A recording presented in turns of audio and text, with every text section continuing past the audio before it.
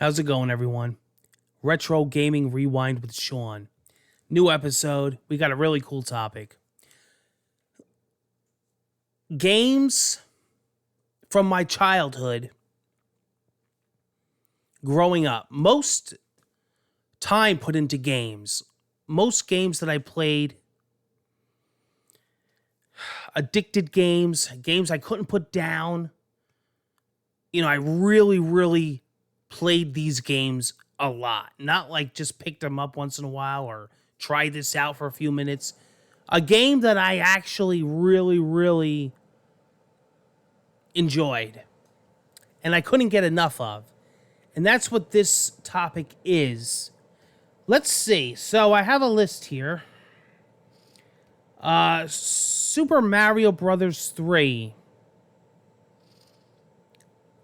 I don't think I mentioned this game enough, but whether it's a ROM from an emulator or on the Switch or from the original NES or the NES Mini, this game I still play to this day, and that really says something. When you have a game from growing up and you still play it today, and you still get the same feelings from it, that really says something. That says something about the game. Super Mario Brothers 3 is definitely one of them games, and it's definitely stood the test of time. It's definitely lived up through the years of the hype, and it's always going to be a classic. Here's a big one, NBA Jam. Now, this is a game that I used to spend hours with in the arcade.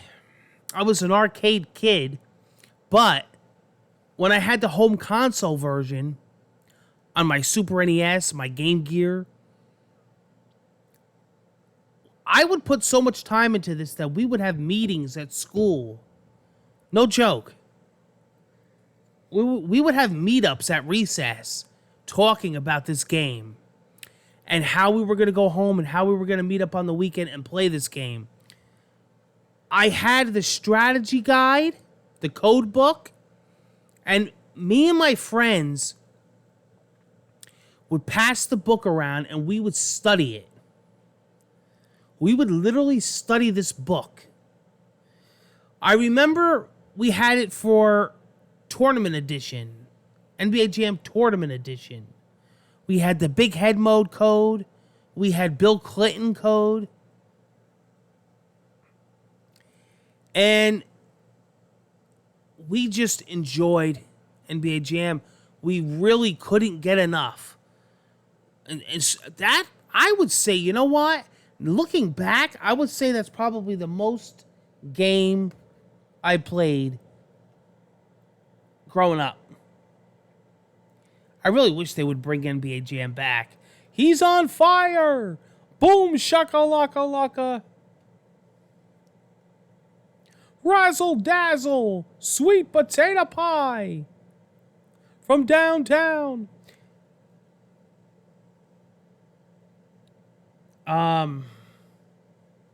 Monkey Island. Yeah. Monkey Island.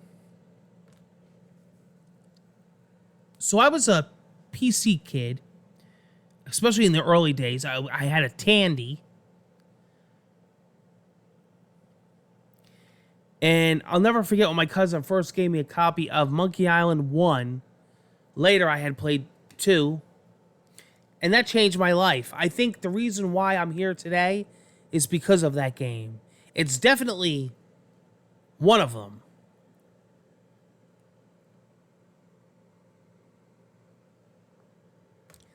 And like, even after I knew the puzzles and I knew how to go through it, I would start the game over again.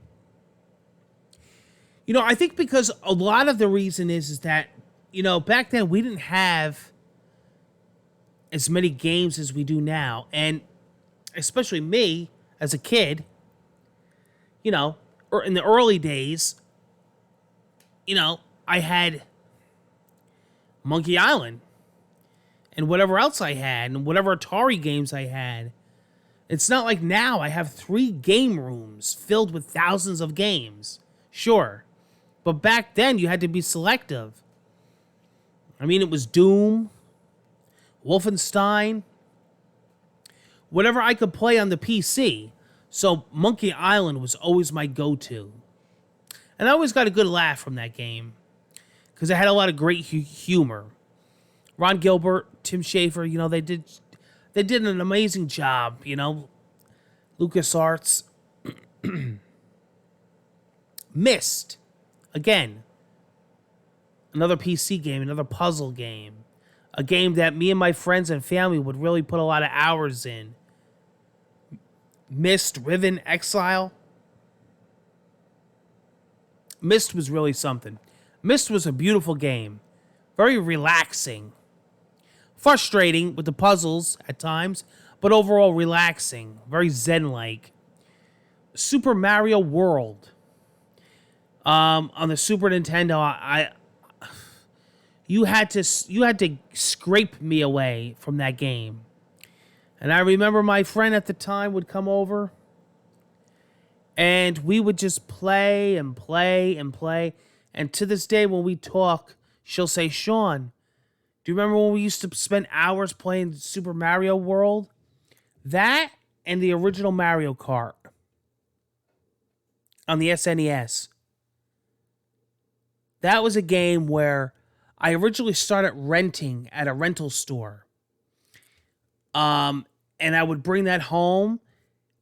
And as soon as the rental date was due, I'd had my dad re-rent it again. I probably could have bought the game at the time 20 times over. It's such an addictive game. And we got the family into it. My friends would come over. Hey, I got Mario Kart again. So much time in Mario Kart. Super Street Fighter 2 Turbo. One of my favorite fighting games of all time and always will be. And that was another game that before I rented. But that was the game that I played down the shore through the summer and dumped hundreds of dollars worth of quarters in. And that was the same with all the Street Fighters. And you know what?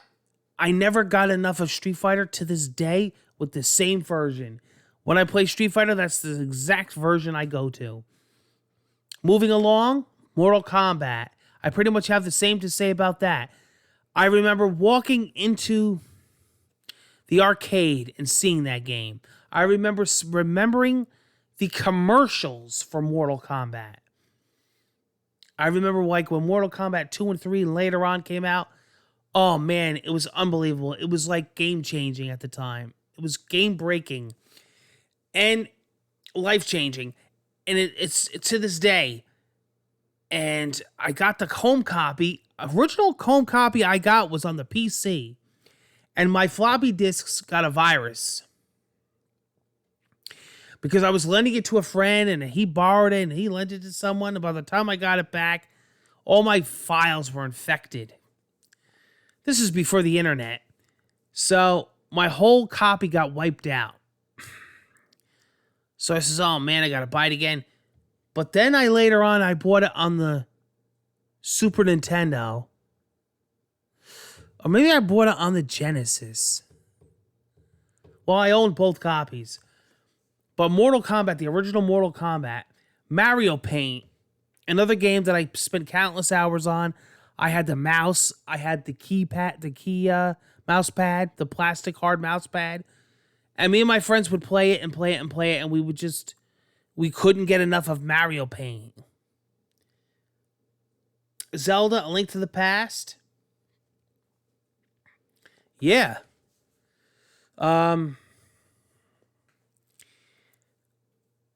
I probably mentioned that game on my channel and social media as my greatest game of all time. So enough said. It's just,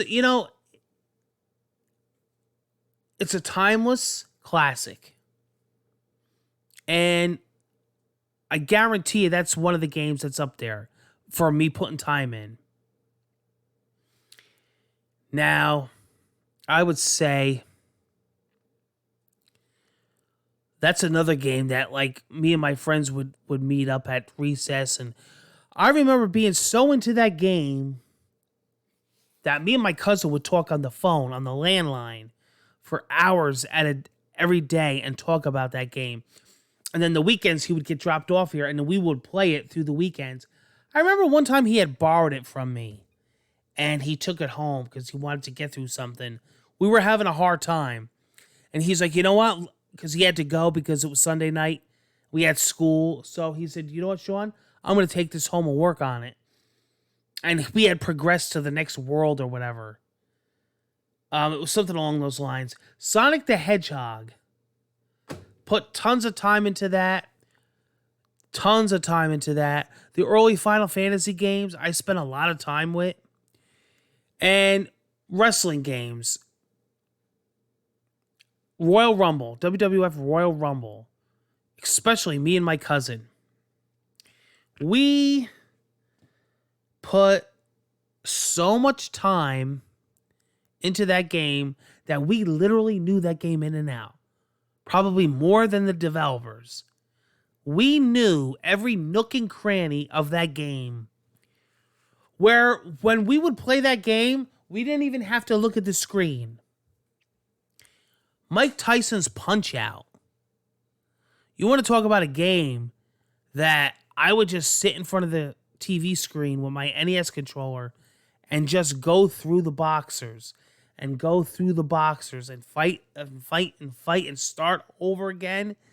I mean, man, did I get my money's worth of that game. That was nuts. But what about you guys? What games did you put a lot of time into as a kid or growing up? Retro games, or games now? I would, and if I had to answer that, the most time spent in a game overall, I would have to say, as of now, probably somewhere between Minecraft and Destiny. Destiny 1 and 2. I think my time is like in the thousands. Literally. What about you guys? What games did you love playing growing up as a kid? And what games did you spend a lot of time in? Take care, guys. Until the next Retro Gaming Rewind. Love you guys.